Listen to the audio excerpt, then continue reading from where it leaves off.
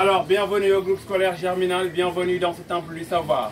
Mesdames, Messieurs, c'est toujours un plaisir, doublé de joie immense, triplé de bonheur, quadruplé de fierté, quintuplé de sensations positives.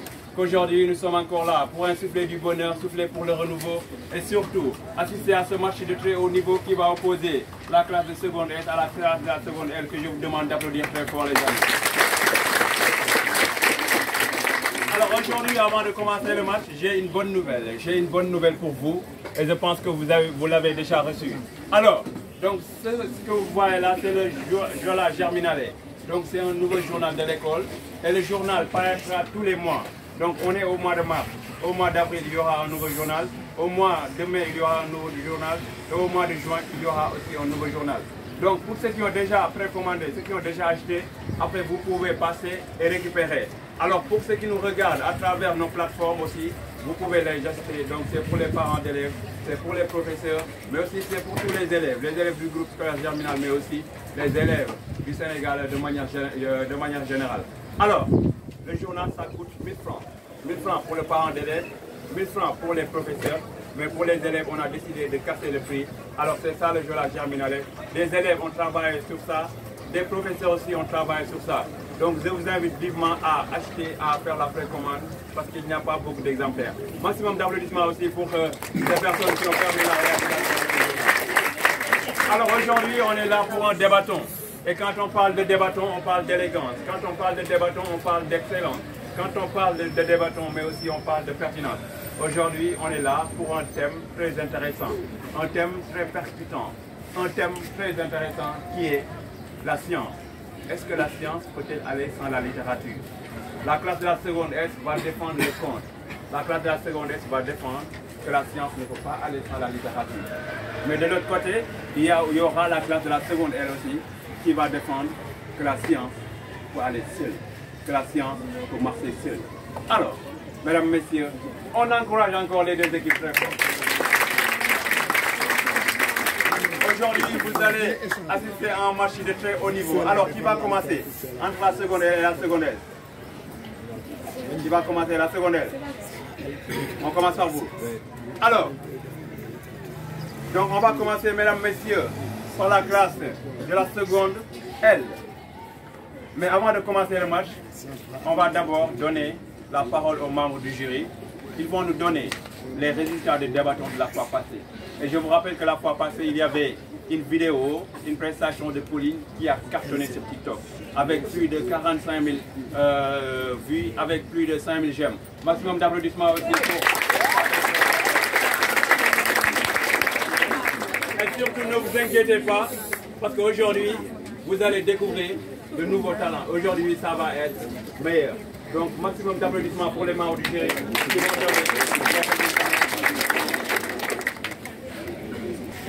Merci pour votre présence. Merci à Moussessa. Et merci aux honorables collègues ici et à la présence de surtout Moussa Ndiaye qui, encore une fois, plus honore cette assemblée. Voilà. Donc, nous allons sans tarder donner les résultats. En commençant d'abord par ceux du génie en herbe, bien sûr, qui ayant opposé 6e A à la 6e B. Donc les résultats étaient 180 sur 170 pour la classe de 6e B, finalement. Donc 180.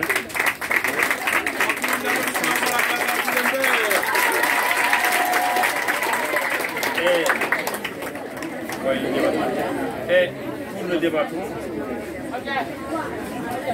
Donc on y va pour le débatton. Oui, c'était pour la 6e B. Voilà, 180 contre 170, voilà, c'est ça. C'était ça. Alors, pour le débatton, nous avons eu donc 179, non 79 pardon, donc sur 45 pour la classe de terminale L qui l'a remporté. Et nous avons eu comme meilleur débatteur Pauline Basset. Donc, et après, il y a eu l'équipe qui a suivi, comme Félicien Gué. C'était ça. Maximum d'applaudissements pour les membres du jury, s'il vous plaît. Et on encourage les équipes perdantes et on félicite vraiment les vaincus. Bonne continuation. Alors, bon, mesdames, messieurs, comme je l'ai dit au début de mes propos, vous n'êtes pas sans savoir que vouloir c'est pouvoir, pouvoir allier le vouloir et le pouvoir. Pouvoir voir au-delà du reflet que montre l'école germinale. Aujourd'hui, la première personne que je m'apprête à vous présenter, elle n'est plus à présenter. À chaque fois qu'elle a participé à ce championnat de débattons, elle a réussi à atteindre la finale. Moi, je dis qu'elle n'aime pas les finales, mais ce sont les finales qu'elle aime. Mesdames, messieurs, bien sûr, sous vos acclamations, Selbendo!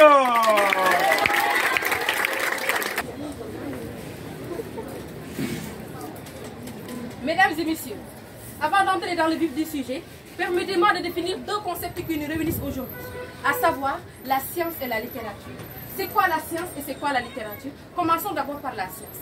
La science est un ensemble de connaissances empiriques, systématiques et vérifiables sur le monde naturel. Et ces phénomènes, acquis par la méthode scientifique, elle implique la formulation d'hypothèses, la collecte de données, l'analyse et l'interprétation de ces données. Alors que la littérature est juste un ensemble d'œuvres écrites qui reflètent la culture, les croyances et les valeurs d'une société ou d'une époque. En résumé, que du blabla. En face de vous, vous avez donc celle, la voyante, élève en classe de seconde L au sein de cet établissement, clapier dans le sang et dans l'esprit. La science est progressée sans la littérature, car science et littérature sont deux domaines distincts, avec leur propre méthode et objectif. La science se concentre sur l'étude et la compréhension du monde naturel, à travers l'observation, l'expérimentation et la quantification. Tandis que la littérature se concentre sur l'expression de l'expérience humaine, à travers la langue, la narration et la poésie. Mais je vais vous rappeler une chose, mes chers, les aigles et les pigeons ne volent pas ensemble. En termes plus clairs, littérature et science ne volent pas sur le même lieu. La littérature a besoin de la science pour avoir plus de valeur. Sur ce point, on est d'accord. Mais avec ou sans littérature, la science peut aller seule. Dans le laboratoire scientifique, on étudie le monde de manière spécifique en forme. La science peut utiliser et mesurer et observer, travaille sans relâche, jour et nuit, pour trouver des résultats qui vont changer le monde. La science, dans la science, il y a de la magie, des découvertes qui changent notre vie, des inventions qui améliorent notre quotidien et des connaissances qui nous rendent plus malins. Est-ce qu'on trouve ça sur la littérature? La réponse est non. C'est ça la science, mes amis. Elle peut bel et bien marcher seule. Je vais laisser mes camarades continuer l'argumentation. Je vous remercie.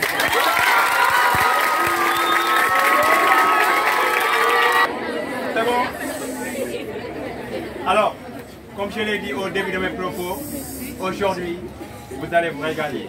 Donc ce n'est que le début, ce n'est que le début. Alors, mesdames, messieurs, la personne que je m'apprête à vous présenter, je vous dirai, pour vous la présenter, je vous dirai que la confiance en soi et la croyance que l'on a de sa propre capacité à réussir, à faire face aux défis et à atteindre ses objectifs. C'est une qualité importante pour réussir dans la vie, car elle permet de prendre des risques, mais aussi elle permet de relever des défis et surtout, elle permet de surmonter les obstacles.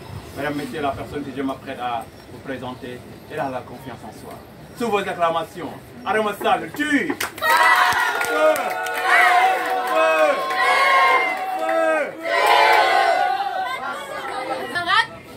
Bonjour, chers membres du jury. Je me nomme Adama Sall, élève en classe de seconde S au sein de cet établissement. Des remerciements pour nos chers débatteurs pour leur brillante participation. J'aimerais juste signaler qu'on parle d'une question pertinente. La science peut-elle aller sans la littérature? À cette question, nous disons un grand non. Puis produit de la raison humaine, science et littérature sont deux entités qui, depuis belle lurette, ne cessent de se dédoubler. Aujourd'hui, je ne suis absolument pas certain que cette dualité science et littérature puisse se contredire voire se diverger. Car était scientifique le littéraire et littéraire le scientifique. Science et littérature sont à cet effet inséparables. Pour la dissocier la science de la littérature, c'est comme si on acceptait de creuser un nez pour mieux voir. Dès lors, l'humanité a besoin d'une bonne dose de science et d'une portion de littérature. Car le monde n'est pas intrinsèque, mais bipolaire. C'est d'ailleurs cette bipolarité, sinon ce mariage qui nous laisse croire. L'idée selon laquelle la littérature pose des questions dont la science était censée répondre. Même le phénomène du Big Bang, jugé d'être de nature scientifique, a d'abord été théorisé avant d'être scientisé. Même les plus grandes inventions scientifiques ont été théorisées littéralement, c'est-à-dire subjectives avant d'être pratiques, sinon objectives. Notre bienveillant penseur, un scientifique réputé et connu de par ses inventions, Cheikh Anta Diop, l'homme noir, l'homme fort, le père des grands savants, atteste qu'au lieu d'opposer science dans la littérature, nous devions cesser à associer les mathématiques à la musique, le théâtre à la physique, la physique aux arts plastiques, la littérature médiévale à la trigonométrie, à ce sujet. Il est à dire que science et littérature, on voit admettre comme dénominateur commun la connaissance. Merci de m'avoir.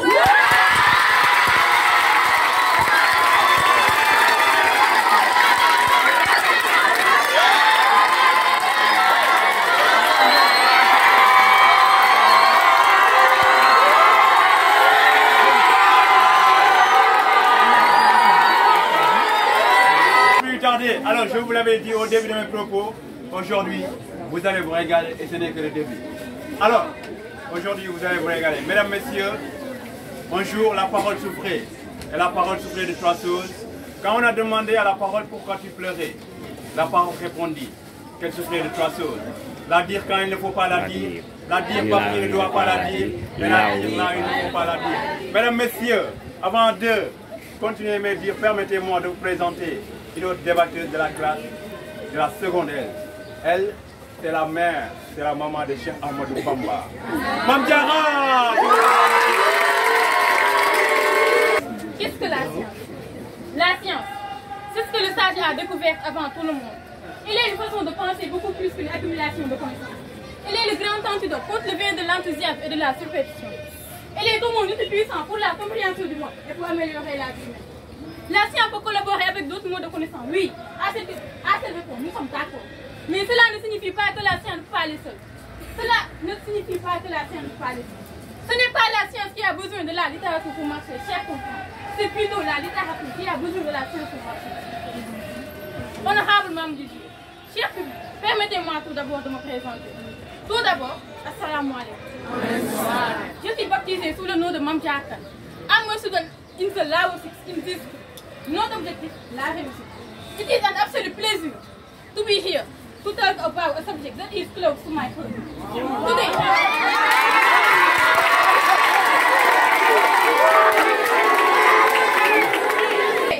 I would like to discuss this importance of science in our life.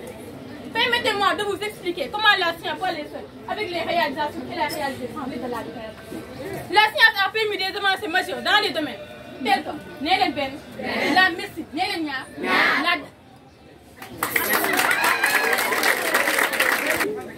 la physique, la biologie et la technologie.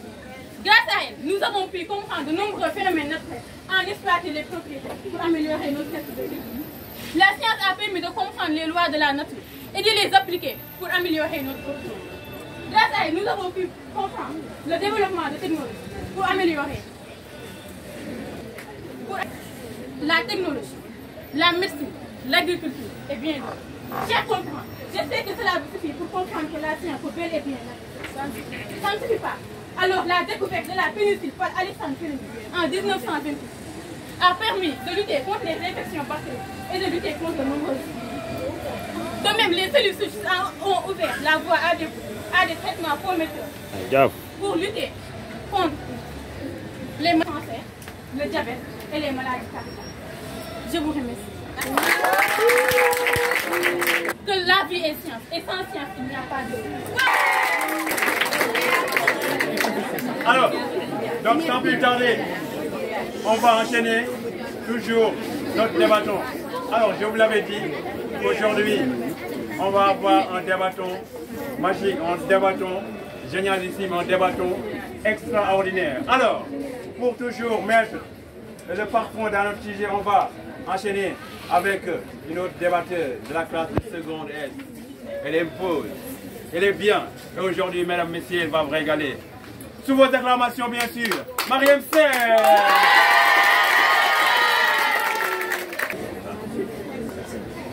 Bonjour, cher public, honorable membre du jury. Ici Mariam Seck, élève en classe de seconde S au sein de cet établissement. La science, oui la science, elle est pratique du temps. Mais même cette littérature, que l'on a tendance à considérer comme théorique, elle est, elle aussi, une science à part entière. D'ailleurs, vouloir dissocier cette science que nous jugeons pratique de la littérature, cela apparaît en réalité comme une activité insensée, dans la mesure où juger la science comme moteur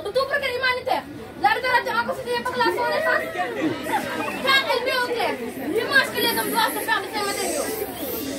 À ce sujet, l'humanité a besoin et de la science, et de la littérature, et de la théorie, et de la pratique. D'où la validité de la thèse de François Rabelais qui nous disait « Science sans conscience n'est que ruine d'âme ». Que si le monde était gouverné par la science, l'homme serait réduit en sang, de même que s'il était en possession de la littérature, l'homme serait toujours limité à son état primitif. À cela, force est de croire que si la science était le bâti de tous les faits, la littérature en considérait la lumière, car elle met au clair l'image que les hommes doivent se faire de ces matériaux. La littérature écrit le monde et la science comprend le monde. Et naturellement, on ne peut écrire le monde sans le comprendre. Il apparaît comme le recto et le verso d'un bout de papier. C'est comme si on se demandait si l'alcool surpasse l'acide, le poisson, la viande, le sel, le sucre. En un mot, il serait important de vous rappeler que la littérature est la science de la raison et la science est elle-même science de l'objet. Merci.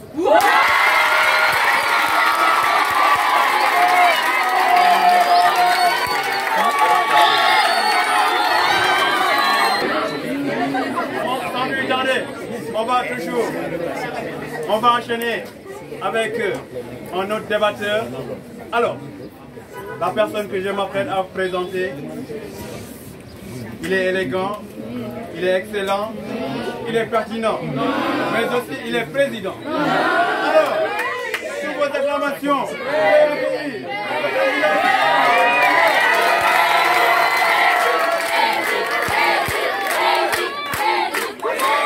Jason, la voix qui résonne, l'homme au verbe bon, qui sonne, questionne et ne dérange personne.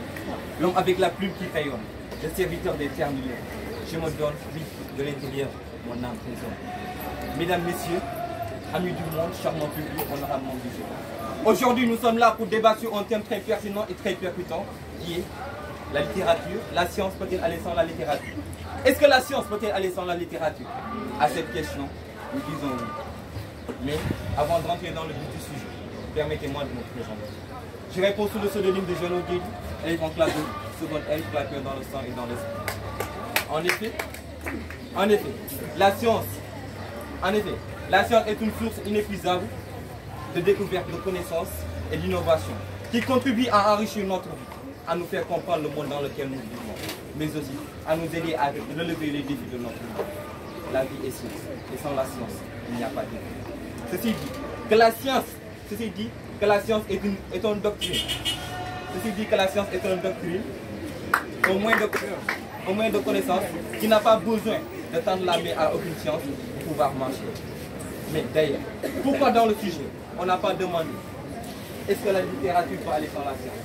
Mais on a plutôt demandé le contraire. Grâce à la science, la médecine a connu de grandes avancées. Elle a permis de découvrir de nouveaux médicaments, des traitements contre des maladies. Est-ce que la littérature est en mesure de nous occuper ces problèmes? Je pense que la réponse est bel et bien non. Alors, ensemble, chers camarades, disons merci à la science, merci à la science, merci à la science. Car grâce à la science, le monde est revenu. Donc, merci beaucoup. Merci beaucoup. Alors, sans plus tarder, on va enchaîner avec notre dernière débatteuse de la journée. Et je vous rappelle que le jeudi prochain, vous aurez aussi un grand match, un match choc qui va opposer les meilleurs débatteurs de l'année dernière, la classe de la 3e A, aux futurs meilleurs débatteurs de cette année, la classe de la 3e B. Donc on va terminer en côté. Alors la dernière personne que je m'apprête à vous présenter, c'est bon, on arrête de faire du bruit s'il vous plaît. Alors la dernière personne que je m'apprête à vous présenter, pour vous la présenter, je vous dirai, elle n'est pas fille de Shakespeare, mais elle parle bien l'anglais. Aujourd'hui, vous allez vous régaler. Alors, time to take some time for telling time to about time, mesdames, messieurs, Marguerite Gueye.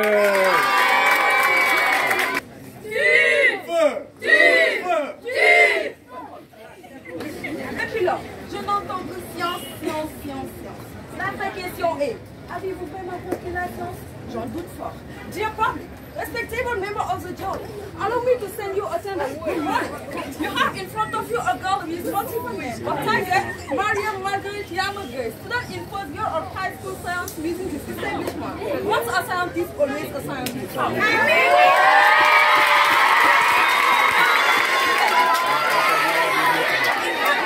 Le rapport science et littérature découle d'abord une idée de convergence et non de divergence.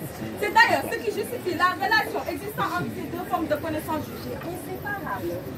Cette impossibilité de dissocier la science de la littérature est d'autant plus perspective que réalisable. Albert Einstein, le scientifique des scientifiques, un scientifique reconnu, le génie des génies, était convaincu que la lecture des grands auteurs était la meilleure manière de mieux appréhender le monde et de s'élever intellectuellement. C'est dans ce même sillage que la littérature contribue à un meilleur utilisage des œuvres scientifiques. Mais aussi, elle apporte un supplément d'âme et développe le sens moral. Elle forge la conscience et joue un rôle d'alerte. Conscient de cette association, le Code 21 regroupe à la fois scientifique et littéraire pour non seulement penser au statut actuel de l'univers, mais aussi de son avenir. La science et la littérature apparaissent comme le alpha et le lambda, dont l'humanité ne peut s'en passer car ils sont tous les deux utiles et compatibles. Ainsi, si la science gouvernait à elle seule le monde, l'univers ne serait qu'un matériel. Si la littérature gouvernait à elle seule l'univers, le monde serait stérile. Et pour finir, si il n'y avait pas eu l'idée de réunir science et littérature, on aurait parlé d'une perte de temps pour tous les efforts fournis, car la littérature est la chimie des mots, la physique des expressions et les mathématiques des sens. Before leaving, let me tell you that a good scientist is first of all a good literary. Thank you.